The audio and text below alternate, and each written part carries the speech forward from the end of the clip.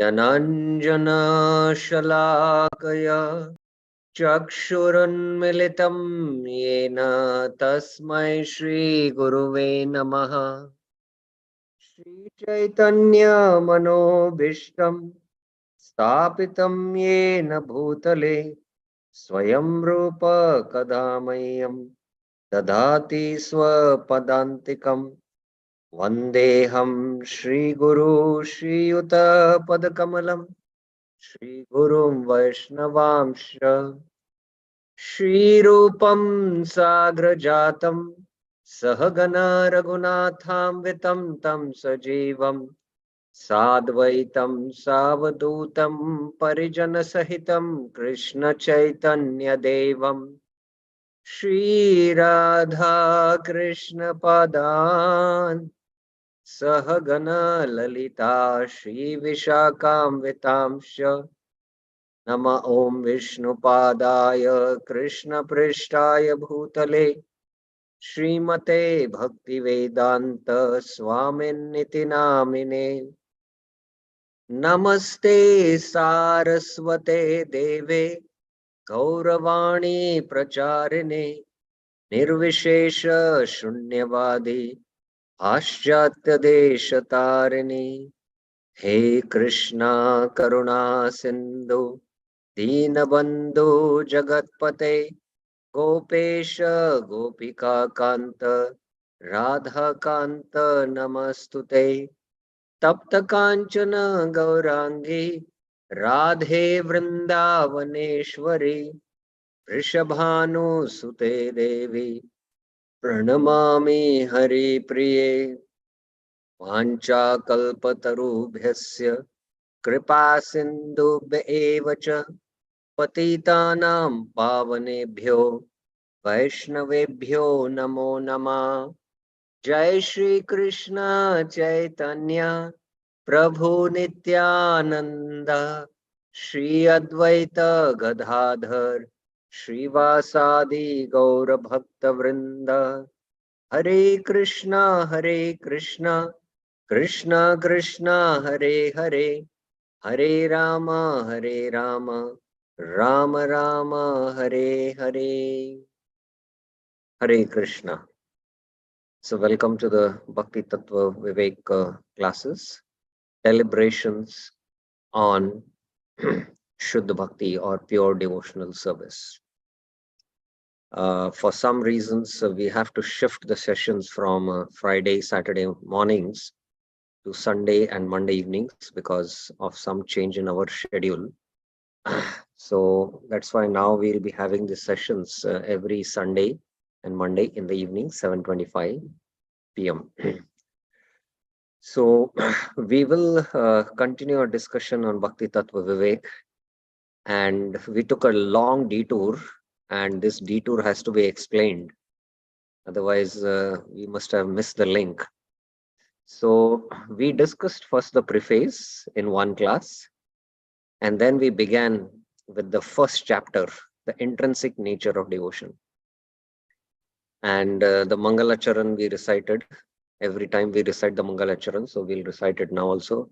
Yugapat Rajite Yasmin Bheda Bheda Vichitrata Vande Tam Krishna Chaitanyam Pancha Tattvan Vitam Swataha Pranamya Gaurachandrasya Sevakan Shuddha Vaishnavan Bhakti Tattva Vivekhakyam Shastram Vakshyami Yatnata Vishwa Vaishnava Dasyasya Shudrasya Kinchanasya Me Etasmin Udyame Hi Ekam Alam Bhagavati Shama.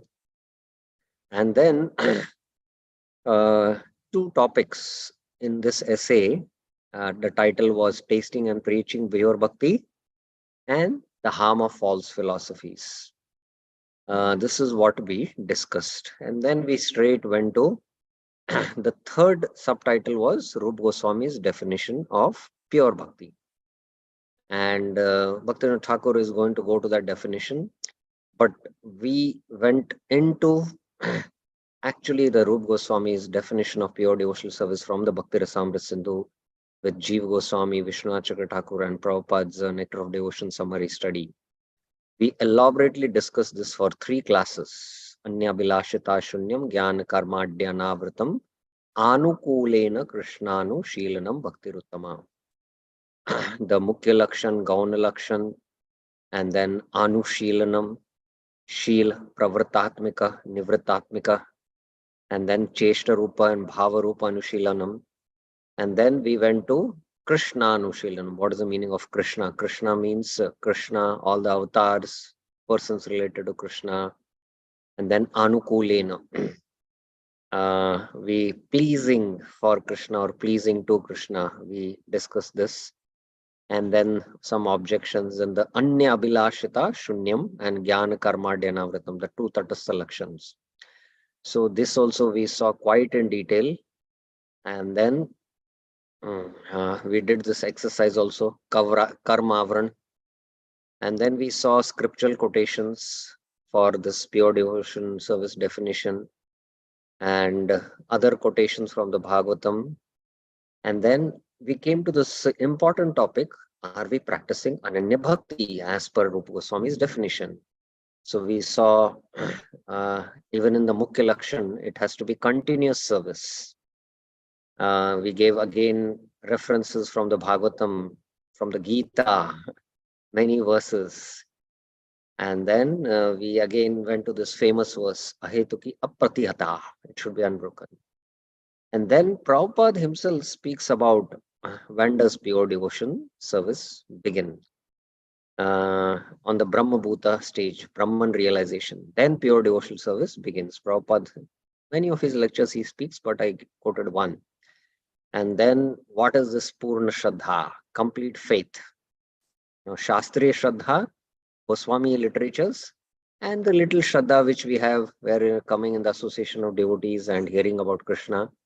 So the difference between the two, Prabhupada brings out here. And then we, in this chart, pointed out that pure devotional service, Ananya Bhakti, begins when we attain Purna Shraddha. And these, the stages then come into picture. Just like for a Jnani, complete detachment from the results of karma. When he attains, then he takes up the path of Jnana and attains Brahman.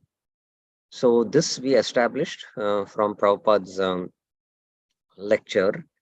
And then again as a proof, that faith which is spoken here is complete faith or Purna Shraddha. Again, we quoted 2 verses from the Uddhav Gita. Jata Shraddha Matta Katasu Nirvinna Sarva Karmasu. Give up all, disgusted with all karmas. This is the qualification of a Vaidhi Sadhaka Bhakta who begins Vaidhi Sadhana Bhakti. And we saw this in the last class. Then, till then, do karma. Tavat karmani kurvita na nirvidyet yavata. Shraddha Yavan. The Shraddha is referring to Purna Shraddha. We established this also in the firm faith, the Goswami literature Shraddha. Or Kaviraj Goswami says, Shraddha Shabde Vishwas Sudrid Nishchay Krishna Bhakti Kaile Sarva Karma Kritva. And then Bhaktivinoda Thakur's another article from Vaishnava Vrinda also we saw Shastriya Shraddha Uday Hoila Jeev Madhyam Adhikari Avastha Vaishnavahan. When he attains Shastriya Shraddha, then he is on the Madhyam Adhikari platform. Madhyam Adhikari means Brahman realized. From there, pure devotion begins. Also Prabhupada had said. Till then, he is having Karmadhikar, Shainai Ho. It has not been destroyed till, he says. So that's what even Bhaktivinoda Thakur establishes. And the same verses is quoted. Again, we went into Prabhupada's purport, where again Prabhupada is explaining firm faith, full-time devotional service to the Lord. So, it all establishes that it is Shastriya Shraddha. That is full faith, full surrender. So now we have discussed before Bhaktivinoda Thakur giving the definition of pure devotional service and his explanation, we are now well equipped with a lot of understanding of Bhakti Rasamrit Sindhu's definition of pure devotion, Uttama Bhakti, by Rupa Goswami, and the commentaries of various Acharya and Vedas, various other topics also we have discussed. So now we are coming back. So we have discussed Rupa Goswami's definition of pure bhakti. Are we practicing on any bhakti? And proof from Prabhupada lectures and quotations. Quotations also we have seen. So that also I'll mention. We have seen scriptural proof for Purna Shraddha. We have seen this also. So now, those who have attended all these classes, now you'll find it interesting when Bhaktivinoda Thakur is going to start explaining. We are coming back to now Bhakti Tattva Vivek article, Rupa Goswami's definition of pure devotion. Now this is directly Bhakti Tattva Vivek article. Further discussion after we discussed tasting and preaching pure bhakti. First paragraph theme, second paragraph was the harm of false philosophies, and then Rupa Goswami's definition of pure bhakti.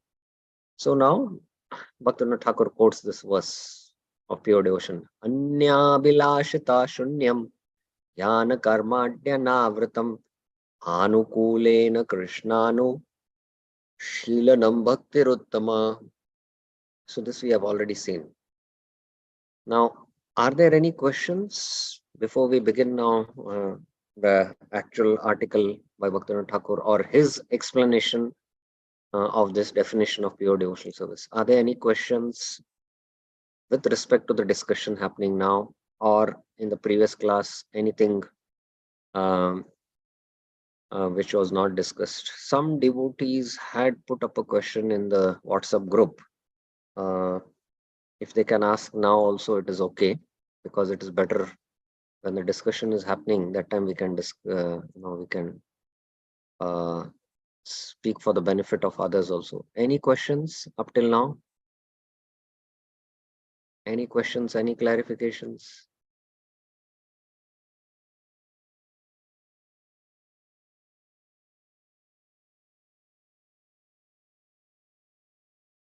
No? Okay. So now then I will ask you questions, because now you are well equipped with the definition of pure devotional service. So now you will have to answer me as we read the statements. Now, the reason the word Uttama modifies Bhakti. So why Rupa Goswami has used Uttama, Bhaktir Uttama he has used. In the above verse, that is this verse, each and every word has to be analyzed. Otherwise, we cannot understand the attributes of Bhakti. Every word has to be analyzed, Bhaktivinoda Thakur is saying. Jiva Goswami also has done that analysis. What is the meaning of the words Uttama Bhakti? Do the words Uttama Bhakti, meaning topmost devotion, also imply the existence of Adama Bhakti, inferior devotion? Superior devotion, inferior devotion. Or can they mean something else? Bhaktivinoda Thakur himself is posing a question and then he is answering. This is the standard of the Acharyas. They themselves pose question, and by posing a question they answer, and that's how they express the philosophical continuity of the thread of thought of discussion. Uttama Bhakti means the stage where the devotional creeper is in its completely pure or uncontaminated form. Please mark this statement. Uttama Bhakti means the stage where the devotional creeper is in its completely pure or uncontaminated form. Now, what does this statement mean? Who will answer? What does this statement mean?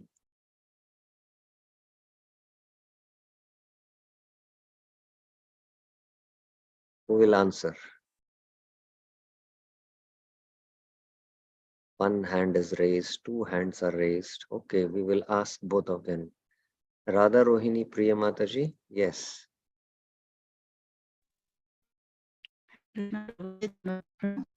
No, your audio is not clear, Ajay. You'll have to have a better audio device. Sorry. Can't hear anything. It's not at all clear. Yeah. Are you using a mobile? Hare Krishna Prabhuji. Yes, better. Yes. Yes, Now, Prabhuji. yeah, tell me. So, according to the definition of Rupa Goswami, No, Mataji. it should be Anyabhilashita Sunyam and Jnana. Hare Krishna Prabhuji. Yeah, there is a lot of Hare disturbance. Krishna. There is a lot of disturbance, Mataji. Maybe you will have to work on your audio device because. The network is not good. Okay. Then you can type it. I will just go through your chat box. In the chat box, you can type it. Virendra Yadav Prabhuji. 1 second. I will mute you now. Okay, Virendra Yadav Prabhuji. Hare Krishna Pradhanutna. Prabhu, here uncontaminated means that it is not covered by Gyan and Karma, and also Anya Vilasita. I mean, there is no other desire other than pleasing Krishna. Okay.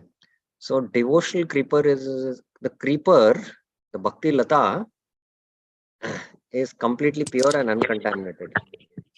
So that is the meaning, right? So both are correct.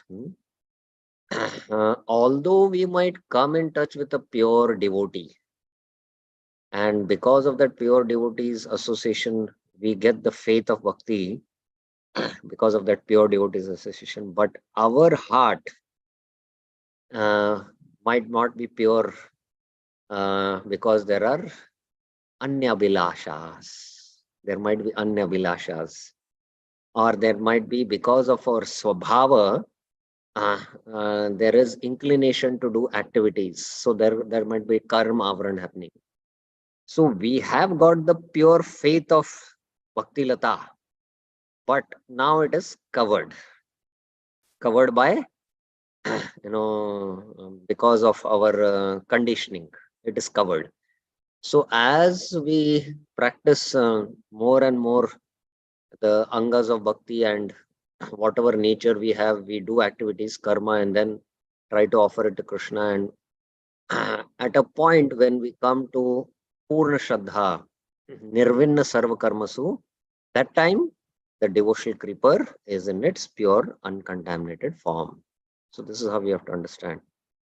Yeah, it should be Anya Abhilashita Shunyam and devoid. Yes, very, very important. So the Gauna Lakshana has to be fulfilled. Okay, there is one hand raised. Yes, Sridhama Charan Prabhuji. Yes, Pranam, nice, Puji. Puji, can you give one example to understand this particular sentence? Can I give one example to understand? Okay. Devotional liberation. Yeah. Yes, one example was coming to my mind, and good that you asked me. Sometimes you might plant a very, good seed in the soil, but the soil might be contaminated. And as the creeper grows, because the environment around it is also not favorable, then the creeper might also come out with some disease in one sense. So with some disease, and that's why you might apply some applications like pesticide or whatever it is, and then slowly over a period of time the contamination is taken away, and then when the creeper grows, it will give you pure fruits. So sometimes the fruit might be spoiled because of the tree catching or the creeper catching a disease. So similarly, the creeper, when we come in touch with a pure devotee, the creeper might be pure. He's giving us that shraddha. But because of our contamination, there is, the abhilashas are there, lot of desires are there. So the creeper is coated. The pure creeper is there, but now it is coated with desires based on the unlimited impressions which are there in the chitta. And the karma avaran is happening because of these chitta vrittis. We do actions, we do karma, and while doing karma, then there is karma avaran happening. But at the same time, we are engaging in our constitutional duties of hearing and chanting. Then slowly over a period of time, when we overcome the conditionings and become situated on the Brahman platform, then that pure creeper covering is removed. Then the devotional creeper is in the completely pure, uncontaminated form. Is it clear, Sridhamacharan Prabhuji?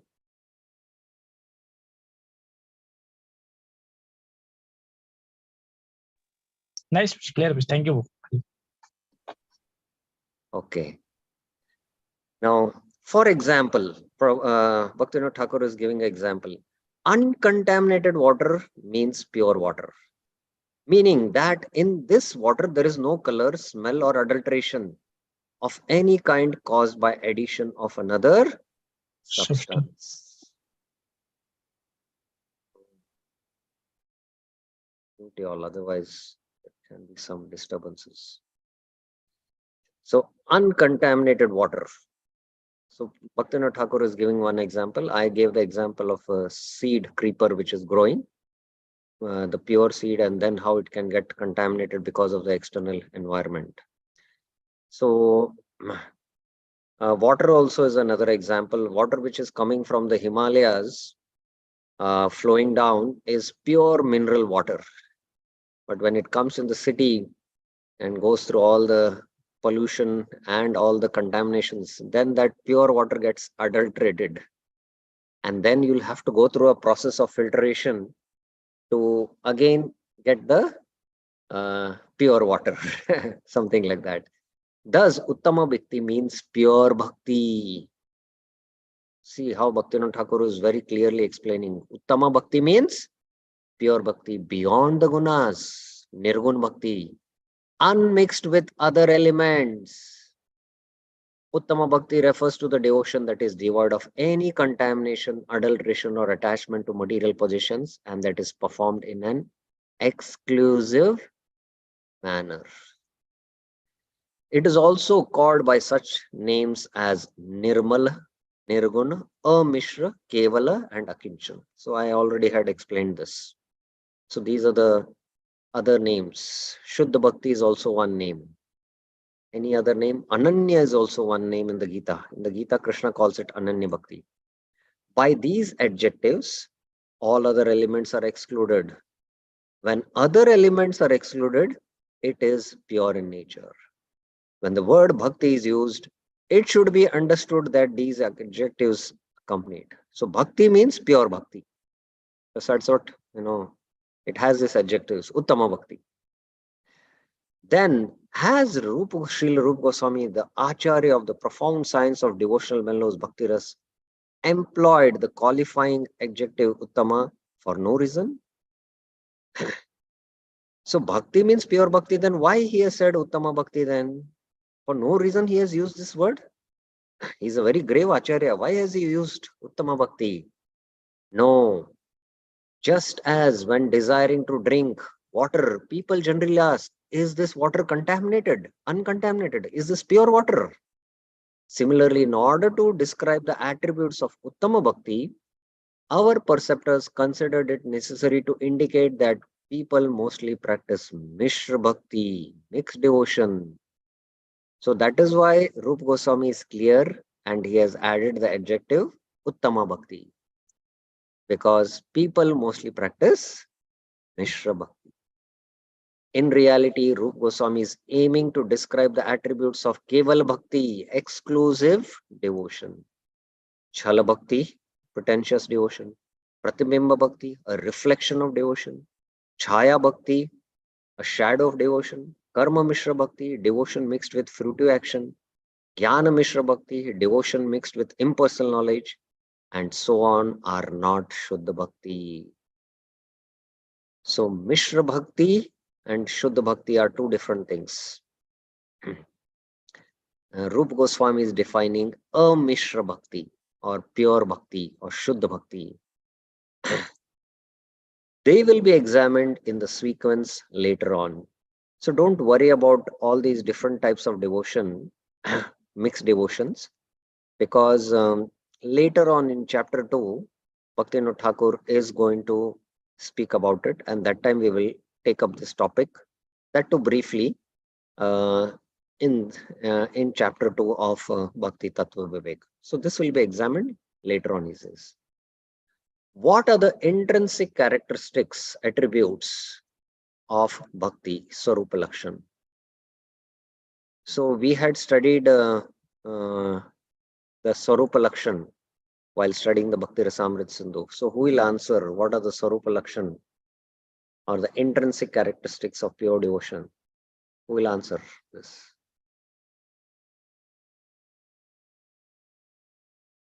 What about others?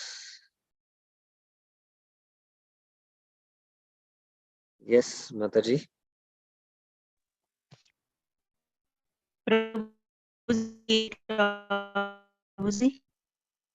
No, the audio is not at all clear, Mataji. I think you'll have to work on the. I think either the mic, if you're on the computer, the mic is not clear. If you're on the mobile, you'll have to have the audio. Yeah, it's not at all clear. Breaking. You can type, please. Anyone else? What happened? 3 classes we have discussed pure devotion definition. What are the intrinsic characteristics of Uttama Bhakti? Yes, Virendra Yadav Prabhuji.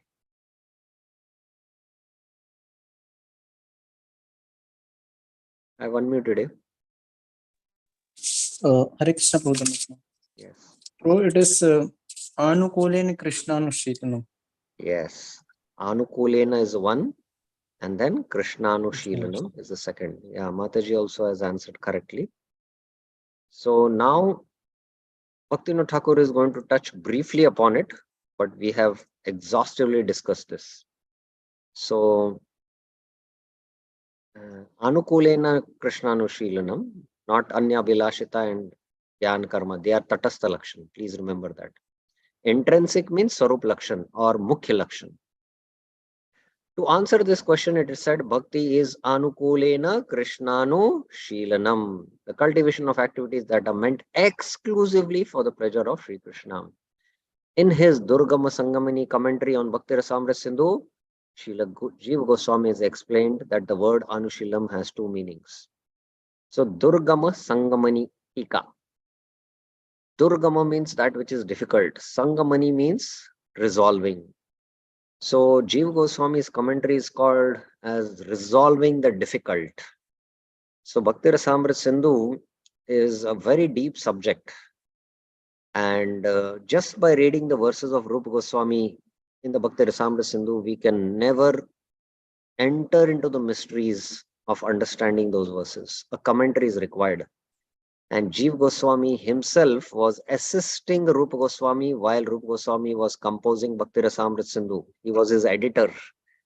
And he himself was, going through whatever verses were composed. He first was going through and editing Rupa Goswami's work. And he himself has written this commentary called as the Durgam Sangamani Tika. So we have studied that. And Anushilanam has 2 meanings. First, it means cultivation through endeavors to engage and disengage one's body, mind, and words. So this, if you remember, pravritti and nivritti, it is positive actions, do's, and don'ts. Secondly, it means cultivation towards the object of our affection, priti, through manasi bhav, the sentiments of the heart and mind. So this is Bhavarupa Anushilanam. Cheshta Rupa and Bhavarupa we had studied, if you remember. So Cheshta endeavors with body, mind, and words without Bhav. There is no bhav because it is in sadhana bhakti stage. And there is bhava rupa anushilanam. So here we have to also, there are both um, positive actions which are meant for cultivation. Some actions have to be avoided. That is also coming under Cheshta Rupa Anushilanam.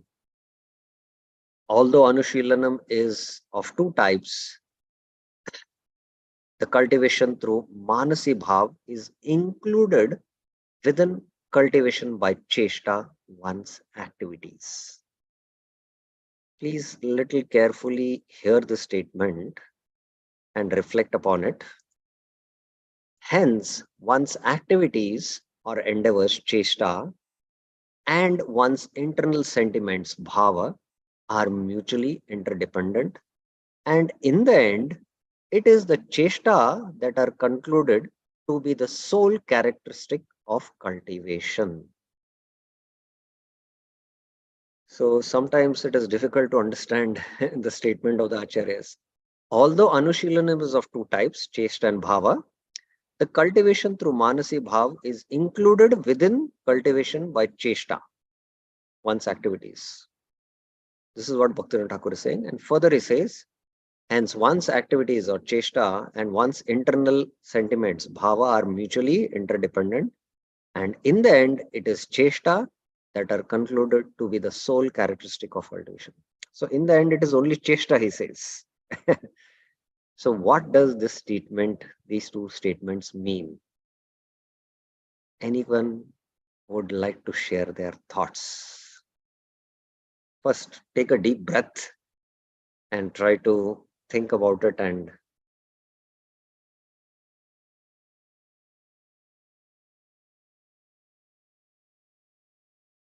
then you can share your thoughts.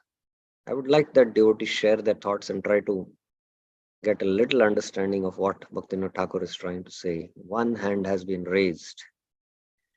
What about others? It's little technical, but when you hear the example, you will find it is very simple. Anyone else would like to try? Yes, Birendra Yadav Prabhuji. Hare Krishna Prabhu Dhanvatnam.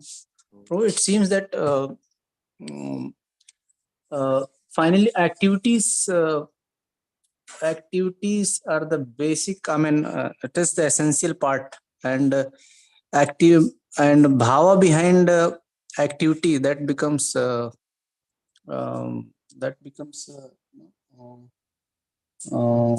driving force, motivation for doing that chesta. So until action happens, it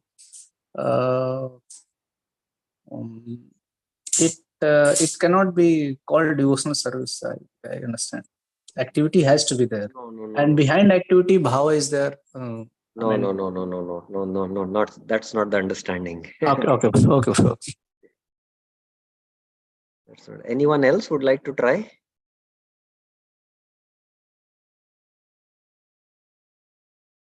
Anyone else would like to try?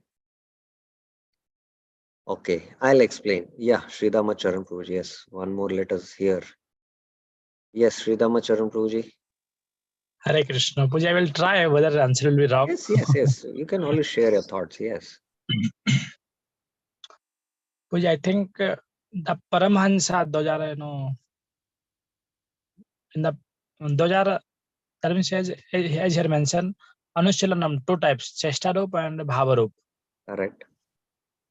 So here I think the Paramahansas, those are beyond the bodily consciousness and the platform of Prem stage.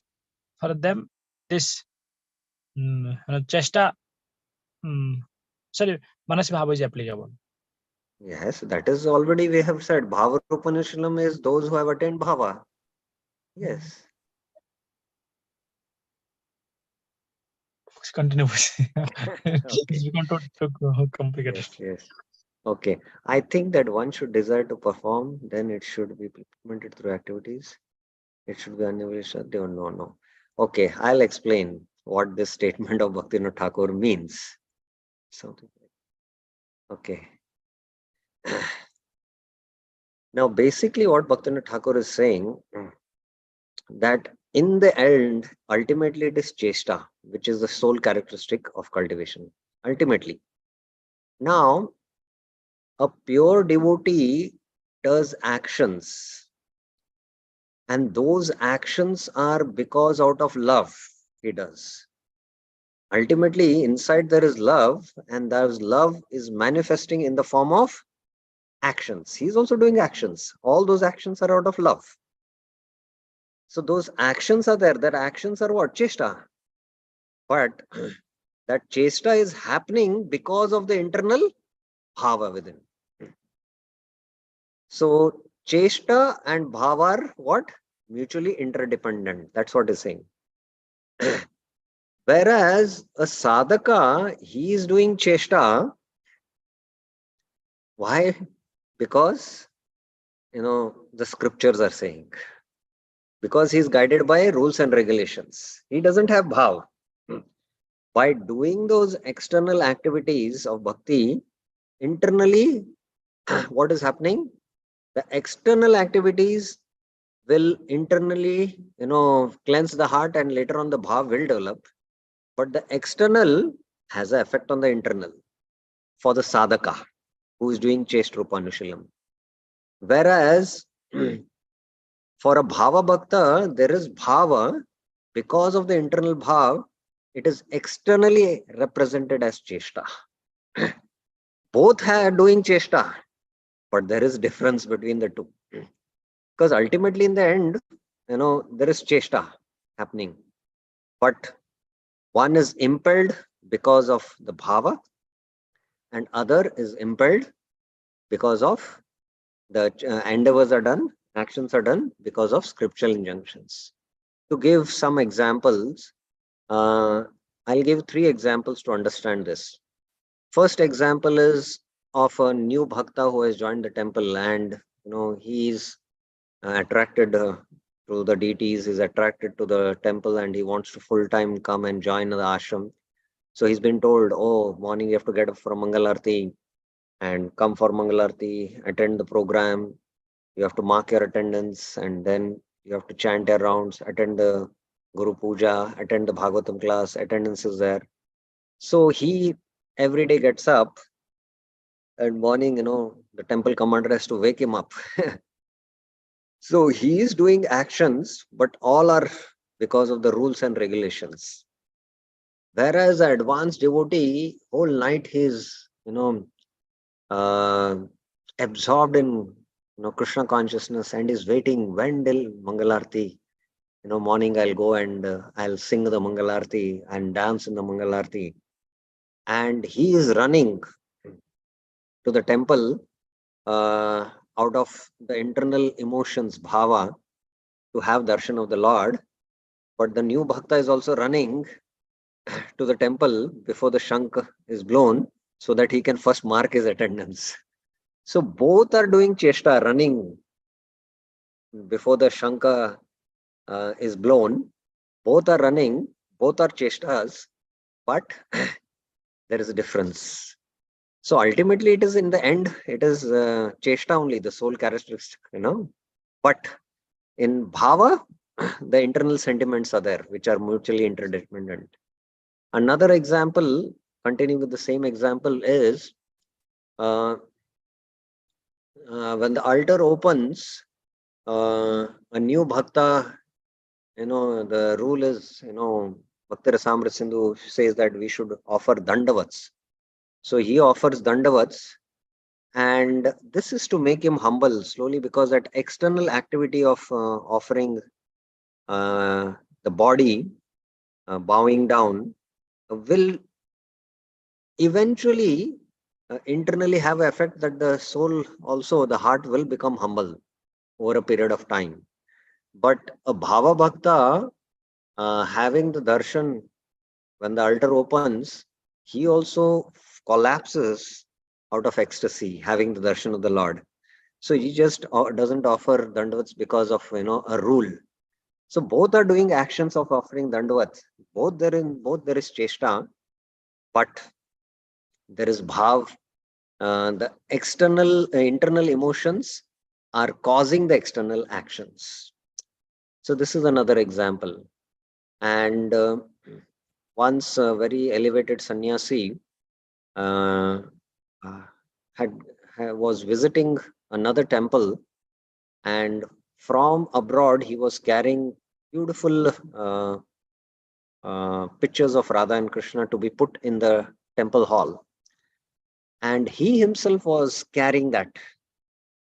So he was doing those actions of carrying the frames of Radha and Krishna, and the brahmacharis who were from the base temple, they were asking, "Oh Maharaj, belong to this temple, and you have never for our temple got uh, these frames, but you yourself are carrying that too from abroad for this temple."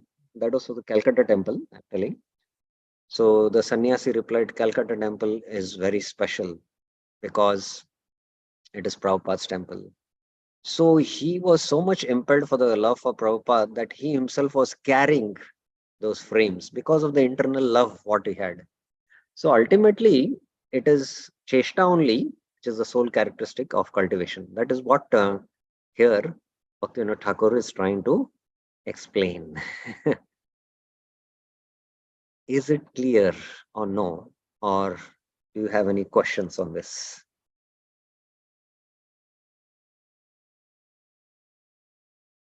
Any questions?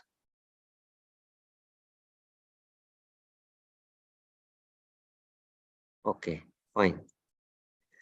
Only when the activities of one's body, mind, and words are favorably executed for the pleasure of Krishna, it is called bhakti.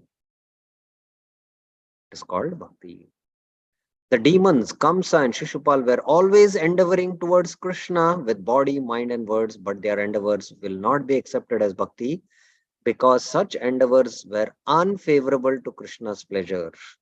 We have discussed this quite exhaustively. Anukul and Pratikul. Unfavorable endeavors cannot be called bhakti. The word bhakti is derived from the root verb form bhaj dhatu. It is said in the Garud Puran, Purva Khanda, भज इत एष वै धातुः सेवायां परिकीर्तितः तस्मात् सेवा बुधे प्रोक्तः bhakti sadhana bhuyasi. The verbal root bhaj means bhaj iti esha vai dhatu. The root meaning of bhaj is what? Sevayam parikirtita, to render service. Bhaj means seva means bhaj means to render service. Therefore, thoughtful, tasmat budaya prokta, sadhaka should engage in the service of Krishna with great endeavor, seva. For it is only by such service that bhakti is born. Bhakti sadhana bhuyasi. So this is how bhakti means service. When I say that I love Krishna, how do you know you love Krishna? But how much service you are doing to Krishna. That service will, if the mother tells, "Oh, I love my child," but she's not feeding the child, she's not taking care of the child, she's not dressing the child is crying, she's not attending, that doesn't, that statement has no value. So that love for the child, the mother which has love for the child is exhibited in the form of service to the child. So bhaja eva dhatu is sevayam. That is why Prabhupada so aptly translated bhakti as devotional service, not devotion, devotional service. According to this verse, loving devotional service to Krishna is called bhakti. Such service is the intrinsic attribute of bhakti. This is the mukhya lakshan, intrinsic attribute or sarupa lakshan. Okay, any questions on this? Any questions, any clarifications?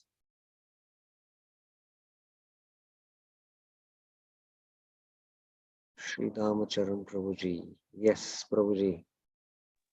Hari Bol. Puji, sorry, I will repeatedly ask question because I have less in No. Always we are here. We are here to discuss. It's not just So a class, basically, it's just discussion. as you are practicing sadhana bhakti, that means in initial days, we are serving out of enthusiastic. But when time goes, people are not appreciating us, and because of like so many reasons, we are we are leaving the devotional service. That means we give up our services. So that time, that means how हमें कैसा पता चला कि means मेरा service हो रहा है या नहीं, या कैसे उस चीज़ को समझना है पूजी हमें.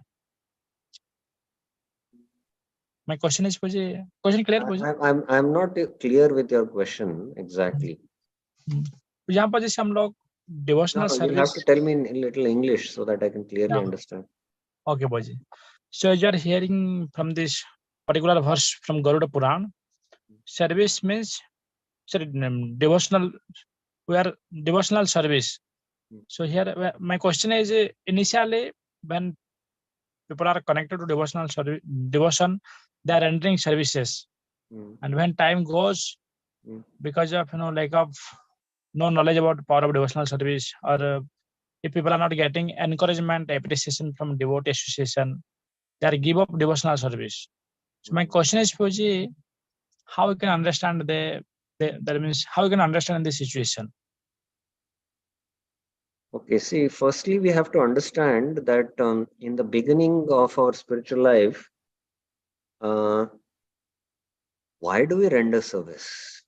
Like, we first time temple and we hear a very senior devotees speak, and we get attracted to the deities, we get attracted to Krishna Katha, and we have little love for deities, for that speaker, or for that sannyasi.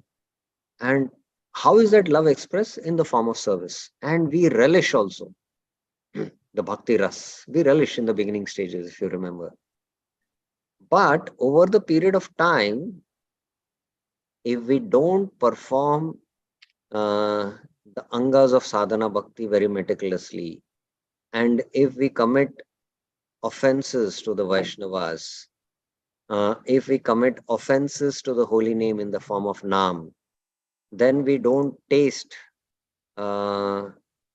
relishment in that service. Then that service becomes a burden.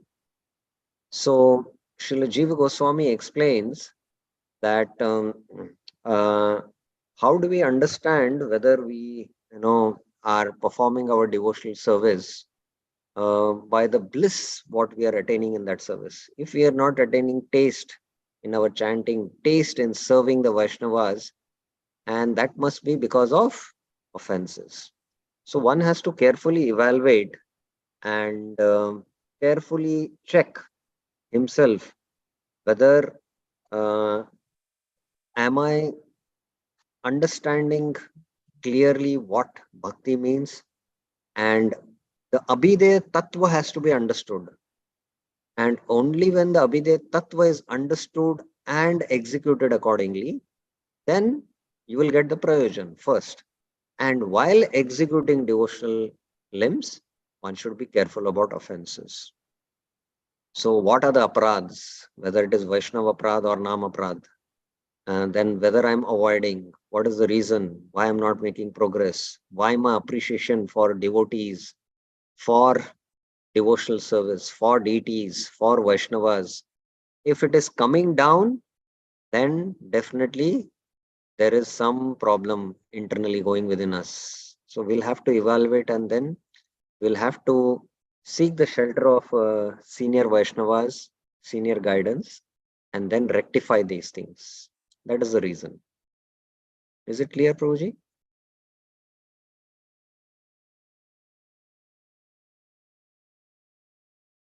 Okay, Tukaram Mishkin Prabhuji has a question. Yes, Prabhuji. Hare Krishna Prabhuji. Then, I have been missing classes due to some unavoidable reasons, so I'm not able to follow fully. But I have a question, which you may kindly see. Related to the topic of discussion? Or Yes, Prabhu. Yes, Prabhu. Yes, Prabhu, and my own realization or my own difficulty. I don't have absolutely no taste in chanting. but I want to serve 24 hours. Mhm. It may be exaggeration, 24 hours I cannot do, but my desire is there to serve. How can I'm unable to, comprehend that. I have absolute interest in doing that, but no ruchi in Nama. This What's your question? question is how I can, I'm unable to comprehend that, conflict. Yeah, Why first it's of all, happening we like have that? to first of all we have to understand that second. First of all, we need to understand that both devotion and service run on parallel tracks. When you have love, that love reflects in the form of service, and by that service, that by performing the seva, our bhakti increases, and with more increase of bhakti, the service also increases. So they are mutually symbiotic in nature. If we are only doing service and we are not concentrating on the angas of bhakti like Shravanam, Kirtanam, then all those activities will start becoming not seva but mundane. They will become mundane. The mind is such a thing that it will, the devotional act also, it will make it as mundane. So both have to go in parallel track. It is not possible that I'll only render service and I will not perform the angas of devotion. So the natural outcome is, as our bhakti increases, the seva also will increase. The seva will also increase. But it is not that only you do service and with that service your devotion will increase. No, it will not happen like that. So both are symbiotic in nature.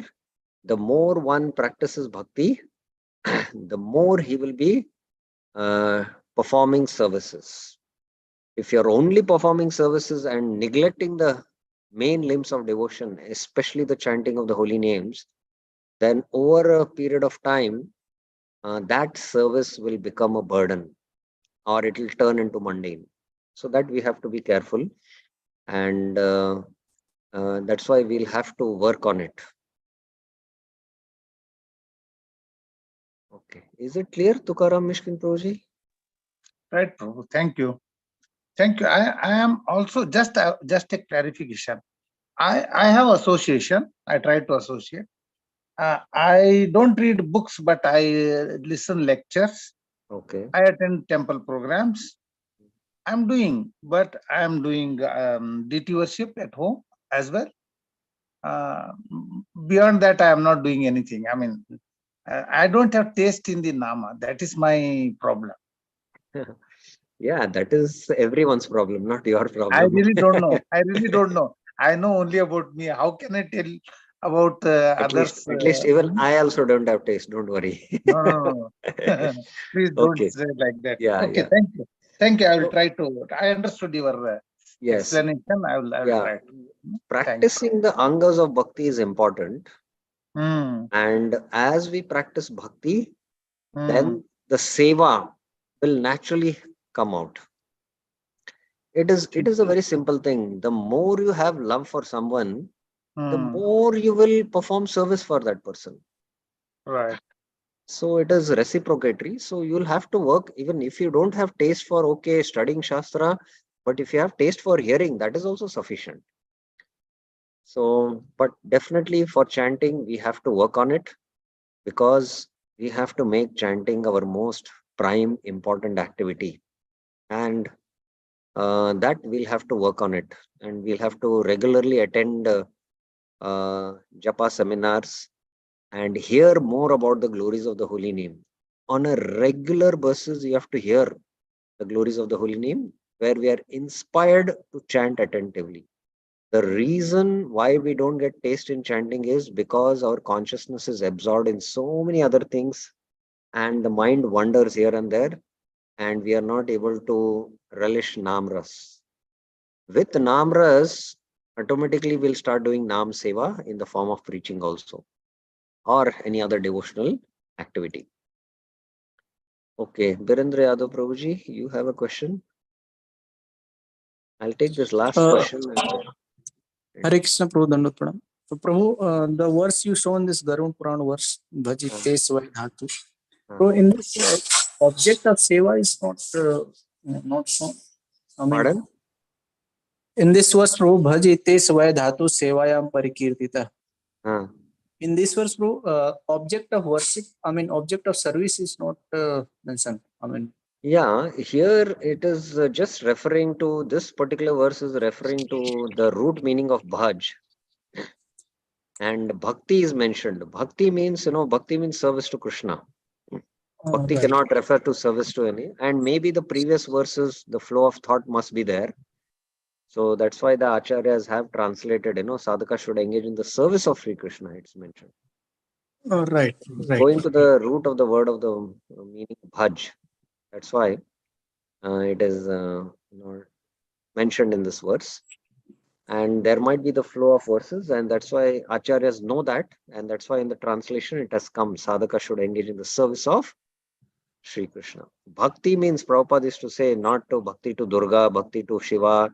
That is not considered as bhakti. Bhakti means it is only to Krishna. Krishna or Krishna's avatars or things related to Krishna. So in that way, we have Actually, gone. Krishna term is not there. That's why I asked. Yeah. Thank you. Fine. Thank So we will stop now, and the next theme, Bhaktivinoda Thakur has quite briefly discussed about the Swarup Lakshan, that is Cheshta Rup and Bhava Rup also in one statement, and Anukulena, Anushilanam he has discussed, and then Anukulena with one or two statements, and how Bhakti means service, devotional service.